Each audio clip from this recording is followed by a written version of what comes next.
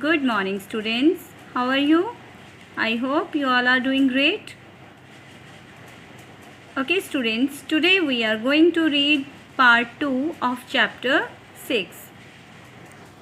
In first part, we have read that somehow municipal chairman wanted to remove the statue of Sir Frederick Lawley. वो वहाँ से statue को किसी भी तरह जो म्यूनिसिपल चेयरमैन थे वो रिमूव करना चाहते थे. Next the municipality called for tenders. तो म्यूनिसिपैलिटी ने क्या किया? टेंडर्स को कॉल किया. टेंडर्स मीन्स कि जब किसी को कंस्ट्रक्शन वर्क करना होता है कोई भी बिल्डिंग के लिए या कुछ भी स्टार्ट करना होता है तो उसके लिए टेंडर फिल किया जाता है. तो उस टेंडर को बहुत सारे लोग फिल करते हैं. न्यूज़पेपर में प्रॉपर ऐड दी जाती है कि ये वर्क जो है वो स्टार्ट होगा. तो उसके लिए कोई भी पर्सन या कोई भी कंपनी इंटरेस्टेड है then they can fill the tender. So a dozen contractors sent in their estimates the lowest standing at 50,000 rupees. Dozen means 12 makes a dozen. So near about 12 contractors sent in their estimates कि उन्होंने अपने estimates भेजे कि हम इस cost पे जो आपका स्टैचू है वो रिमूव कर देंगे. सब ने अलग अलग कॉस्ट टेंडर में जो है वो फिल की या वर्बली उनको बताया कि हम इस कॉस्ट पे आपका जो स्टैचू है वो रिमूव कर देंगे. और जो सबसे लोएस्ट स्टैंडिंग थी वो कितनी थी? 50,000 rupees. In 1947 this was a big amount. 50,000 rupees. तो जो लोएस्ट स्टैंडिंग थी, टेंडर में क्या होता है, जो सबसे लोएस्ट कॉस्ट फिल करता है उसी को टेंडर दिया जाता है. क्योंकि सब लोग अपने बेनिफिट के लिए सोचते हैं ना. उनको लगता है कि जितना कम कॉस्ट पे वो चीज़ रेडी होगी उतना हमें बेनिफिट होगा. तो जो लोएस्ट स्टैंडिंग कॉस्ट थी स्टैचू को रिमूव करने की that was 50,000 rupees for removing the statue and carting it to the municipal office. और वहाँ से कार्टिंग मीन्स म्यूनसिपल ऑफिस तक लाने में, कैरी करने में. तो जो कॉन्ट्रैक्टर थे उनमें 50,000 में क्या इंक्लूड था? एक तो वो स्टैचू को रिमूव करेंगे. First they will remove the statue and cart it to the municipal office. की स्टैचू को वो म्यूनसिपल ऑफिस तक लेकर आएंगे. क्योंकि स्टैचू इतना बड़ा है, that was the big problem कि स्टैचू को कार्ट कैसे करना है, लेके कैसे आना है. Where they were already worried about the housing of it.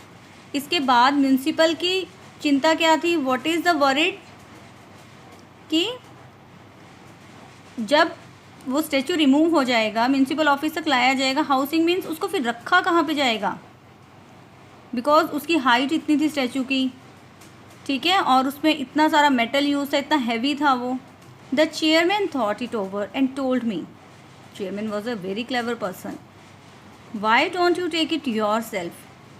तो चेयरमैन ने नरेटर को क्या बोला कि आप इसको अपने पास क्यों नहीं रखते हो? Why don't you take it yourself. कि आप इसको, जो ये कॉन्ट्रैक्ट है स्टैचू रिमूव करने का, यू शुड टेक इट. आपको ले लेना चाहिए ये. आई will give you the statue free if you don't charge us anything for removing it. The chairman thought it was a big amount, 50,000 rupees. Instead of this मैं क्या करता हूँ कि नरेटर को, जो राइटर हैं उन्हीं को बोल देता हूँ कि आप ये स्टैचू फ्री में ले जाओ. कि आप ऐसा करो कि आपको भी फ़ायदा है और मुझे भी फ़ायदा है. कैसे? हाउ? बिकॉज द चेयरमैन को लगा कि जो टेंडर्स में फिल किया गया था 50,000 रुपीज़ वो मुझे सेव हो जाएगा. And I will give this statue free to narrator. So that was the idea which came to the chairman's mind. So he called the narrator and he asked narrator, if you don't take any money to remove this statue, I will give this statue to you free. कि अगर आप मुझसे कोई भी पैसा नहीं लोगे तो मैं आपको ये स्टैचू जो है वो फ्री दे दूँगा. Because the narrator had not a permanent job. कि वो बहुत ही लेस मनी जो था वो अर्न करता था. I had thought till then that only my municipal friends were mad, but now I found I could be just as mad as they. I began to calculate the whole affair as a pure investment. Narrator, जो कि बहुत ही less money earn करता था, उसके पास एक permanent job नहीं थी. So he thought that it was a good idea, कि ये बहुत अच्छा आइडिया है, इससे मैं और मनी जो है वो अर्न कर लूँगा, तो ये कोई ज़्यादा वो नहीं है. Then he agreed for this plan. Suppose it cost me 500 rupees to dislodge and move the statue. Now he was thinking in his mind कि अगर मैं इस स्टैचू को रिमूव करवाने के लिए, डिसलॉज करवाने के लिए, सपोज मैं 5000 लेबर कॉस्ट लगती है मेरी, या कुछ भी उसमें कार्टिंग में मतलब मुझे पे करना पड़ता है. I knew the contractors were over estimating. उसको पता था कि जो कॉन्ट्रैक्टर्स हैं वो बहुत ज़्यादा जो है वो मनी की डिमांड कर रहे हैं. And I sold it as metal for 6000. और मैं जो इसकी मेटल है वो 6000 में सेल कर सकता हूँ, कि 5000 तो मेरी कॉस्ट आएगी वहाँ से स्टैचू रिमूव करवाने में, but I can earn 6000 by selling its metal. About 3 tons of metal might fetch anything. बहुत ज़्यादा उसमें मेटल का यूज़ था, और I could probably sell it to the British Museum और Westminster Abbey. This was the statue of Sir Frederick Lawley, a British person. So he thought कि अगर मैं इसको बेचता नहीं हूँ तो मैं ब्रिटिशर्स को दे सकता हूँ अच्छी मनी की डिमांड करके, ताकि वो उसको म्यूज़ियम में रख सकें. I saw my self throwing up country paper job. और वो अपना ही वॉज ड्रीमिंग कि अब ठीक है, मेरे पास 1000 रुपीज़ जो है वो एक्स्ट्रा आ जाएंगे, तो इससे मैं अपनी जॉब के लिए भी इम्प्रूवमेंट करूँगा. अप कंट्री मीन्स कि वो फिर उसके बाद जो उसकी अप कंट्री पेपर जॉब है, जो वो इस टाइम पे एक स्मॉल टाउन में जॉब कर रहा है, उससे भी वो थ्रो अप कर देगा, कि उसको छोड़ देगा. The council had no difficulty in passing a resolution permitting me to take the statue away. Council जो ग्रुप था, कमेटी थी म्यूनसिपैलिटी की, उनको भी they already don't have any problem कि उन्होंने नैरेटर को इजीली परमिशन दे दी, go and remove the statue. I made elaborate arrangements for the task. Elaborate means कि बहुत ज़्यादा अरेंजमेंट उसने स्टार्ट कर दिए नैरेटर ने अपने टास्क के लिए. I borrowed money from my father-in-law, promising him a fantastic rate of interest. Now, narrator, what did he do? He borrowed money, कि उन्होंने अपने फादर-इन-लॉ से, यानी अपनी मदर के फादर से 5000 रुपीज़ बोरो किए, एंड प्रॉमिस किया कि आपको एक अच्छे इंटरेस्ट के साथ ये मनी वापस करूँगा मैं, क्योंकि उस टाइम पे उसको 1000 जो है वो सेव हो रहा था नैरेटर को. तो 1000 रुपीज़ 1947 में एक बहुत बड़ा अमाउंट था. तो narrator was very happy. He said to his father in law that I will please give me some money and I will return you with fantastic interest. और मैं आपको एक अच्छे इंटरेस्ट के साथ इसको वापस कर दूंगा. I recruited a team of 50 coolies to hack the pedestal. यानी जो उसका बेस था वो इतना स्ट्रॉन्ग था कि 50 कुलीज सबसे पहले तो अरेंज किए नैरेटर ने. I stood over them like a slave driver and kept shouting instructions. Now narrator को लग रहा था कि 1000 मुझे सेविंग्स होगी, तो वो स्लेव ड्राइवर यानी उनको गुलामों की तरह यानी उनके ऊपर शाउट करता था कि जल्दी जल्दी से ये काम करो, because we have to remove this statue in a short period. They put down their implements at 6 in the evening and return to their attack early next day. वो 6 o'clock तक इवनिंग तक काम करते थे, और अपने जो टूल्स हैं, इंस्ट्रूमेंट्स हैं, जो भी स्टैचू को रिमूव करने के लिए देवर अप्लाइड, तो उन इम्प्लीमेंट्स को वो यूज़ करते थे और 6 तक, एंड वो जल्दी ही नेक्स्ट डे आ जाते थे अपने काम पे वापस. We hacked for 10 days. No doubt we succeeded in chipping the pedestal here and there, but that was all. The statue showed no sign of moving. They showed very much effort but all in vain. बहुत सारे narrator ने effort किए कि बहुत सारे instruments उसके ऊपर चलाए कि किसी तरह से जो ये बेस है इसका ये हिल जाए और ये स्टैचू जो है वो रिमूव हो जाए. 10 days तक वो पूरे एफर्ट लगाते रहे उसमें. At this rate I feared I might become bankrupt in a fortnight. जो वो स्टैचू रिमूव नहीं हो रहा था, ऑलरेडी नैरेटर ने जो पैसे थे वो बोरो किए हुए थे, तो नैरेटर को एक अंदर ही अंदर एक डर लगा रहता था कि अगर मुझसे ये नहीं हुआ तो कहीं ऐसा ना हो कि मैं बैंकरप्ट हो जाऊं, क्योंकि 5,000 तो ऑलरेडी फादर इन लॉ से बोरो किए हुए थे. I received permission from the district magistrate to acquire a few sticks of dynamite, cordoned off the area and lighted the fuse. Now what is the next scene? Narrator asked the magistrate to give permission to use dynamite to remove the statue. अब narrator ने dynamite से blast करके statue को remove करने की magistrate से permission ली. I brought down the knight from his pedestal without injuring any limb. Without any loss, limb क्या होता है? Body part. तो without any loss of any body part of the statue, he brought down the statue. Transporting was a nightmare. Nightmare क्या होता है? बुरा सपना. अब उसको वहाँ से लेकर जाना. अब स्टैचू तो रिमूव हो गया. जो फर्स्ट स्टेप था, it was completed. Now the big problem was transporting, कि इसको यहाँ से कैरी करके कैसे लेके जाया जाए इतने बड़े स्टैचू को, कि जिसको ब्लास्ट से रिमूव करना पड़ा. How can I take this statue at my home? It took me 3 days to reach the house with my booty. अब कि मुझे कम से कम मुझे लगता है कि जो चीज़ मैंने ली है, इतनी वैल्यूएबल चीज़ जो मेरे पास आई है, कि मुझे तो लगता है 3 दिन लग जाएंगे इसको तो कम से कम घर तक पहुंचने में. It was stretched out on a specially designed carriage drawn by several bullocks.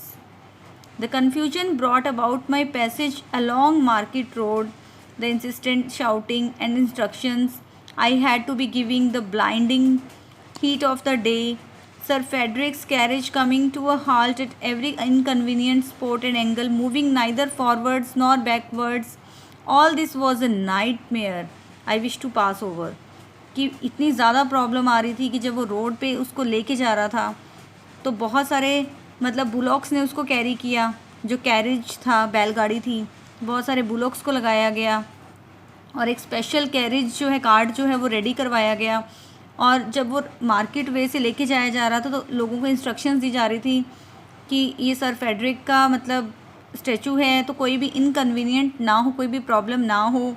तो सबको इंस्ट्रक्शंस दी जा रही थी कि इतना बड़ा स्टैचू था कि कभी क्या हो रहा था कि कितनी प्रॉब्लम आ रही थी, ना तो वो आगे जा रहा था ना वो पीछे जा रहा था, neither forwards not backwards.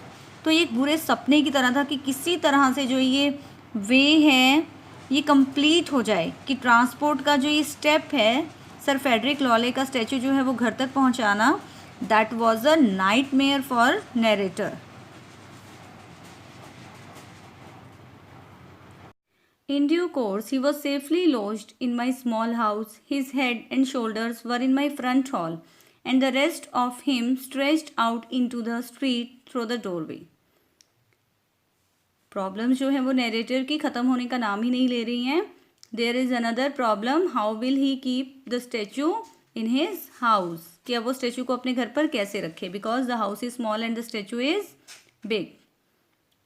So his head and shoulders were in my front hall, तो उसके हेड एंड शोल्डर जो स्टैचू के थे वो फ्रंट हॉल में आ गए थे. And the rest of him stretched out into the street through the doorway, और बाकी जो बॉडी थी, the rest of the body stretched out into the street through the doorway. The municipal council passed a resolution thanking me for my services. Now everyone was appreciating narrator for his work, and municipal council passed a resolution thanking him for his services. I wired the news about the statue to my paper. He also wrote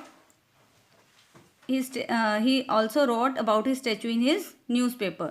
A week later, the chairman came to my house in the state of agitation. What is the meaning of agitation? Mix a behavior होना, कि कभी sad कभी angry, थोड़ा गुस्सा भी था, थोड़ा sadness भी थी चेयरमैन के बिहेवियर में. After a week chairman came to his house. I seated him on the chest of the tyrant, यानी कहाँ पे बिठाया था नरेटर ने चेयरमैन को? चेस्ट पे, स्टैचू पे, क्योंकि हर जगह तो वो स्टैचू ही था, इतना बड़ा था वो statue. He said, I have a bad news for you. What? Bad news? Oh my God. What will be the another problem for narrator? Because he has done his work very well. I wish you had not sent up that news item about the statue. अब chairman ने कहा कि मुझे I hope कि आपने अभी तक वो स्टैचू के बारे में अपने न्यूज़पेपर में पब्लिश नहीं किया है. See these, he held out a ship of telegrams. पहले तो रिटर्न में मैसेजेस आते थे ना, तो टेलीग्राम्स होते थे. तो जो म्यूनसिपल चेयरमैन थे उन्होंने बहुत सारे telegrams, ship of telegrams, this is collective noun, ship of telegrams. Okay, तो उन्होंने बहुत सारे टेलीग्राम जो है वो नरेटर को हैंड ओवर किए. They were from every kind of historical society in India. तो वो हिस्टोरिकल सोसाइटी की तरफ से थे, जो भी जो मॉन्यूमेंट्स हैं, हिस्टोरिकल चीज़ें हैं, एंशियंट चीज़ें हैं, उनकी टेक केयर करते हैं. All protesting against the removal of the statue. All were protesting, सब अगेंस्ट थे स्टैचू को रिमूव करवाने के लिए, कि क्यों स्टैचू वहाँ से रिमूव हुआ. We had all been misled about Sir Frederick. This Frederick Lawley was a military governor who had settled down here after the mutiny. Oh my God! ये क्या हो गया? क्योंकि चेयरमैन ने क्या कहा कि हमें जो इन्फॉर्मेशन मिली थी सर फेडरिक के बारे में, that he was a very cruel person, he was a very tyrant, तो वो सब गलत था. We had all been misled, कि हमें जो गलत इन्फॉर्मेशन दी गई सर फेडरिक के लिए, वो एक मिलिट्री गवर्नर थे जो वॉर के बाद यहाँ पे सेटल हो गए थे. He almost built the town of Malgudi. जो Malgudi, where we are living hair,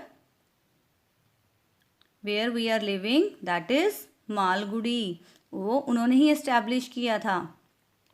जो मालगुडी की फाउंडेशन थी वो सर फेडरिक लॉले ने ही रखी थी.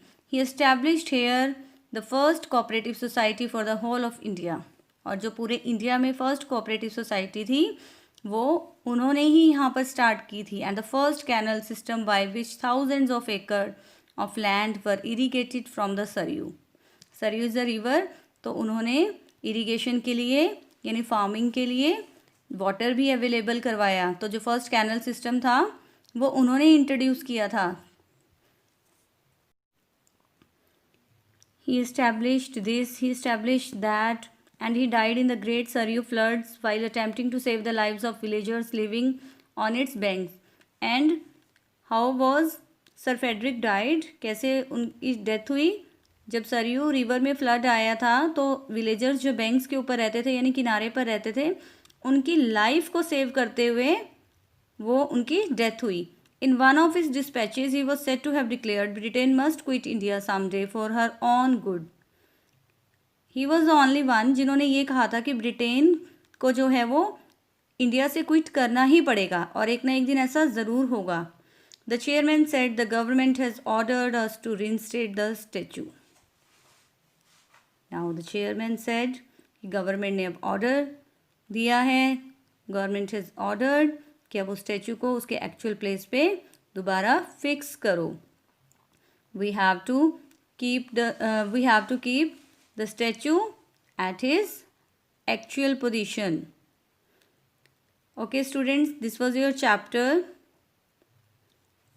कि नरेटर को कितनी सारी प्रॉब्लम्स जो हैं वो फेस करनी पड़ी, लेकिन उसके बाद भी वो क्या हुआ, ऑल इन वेन, सब यूजलेस था.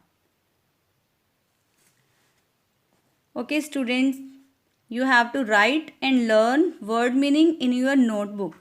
Learn carefully. Okay students, have a nice day. Bye bye.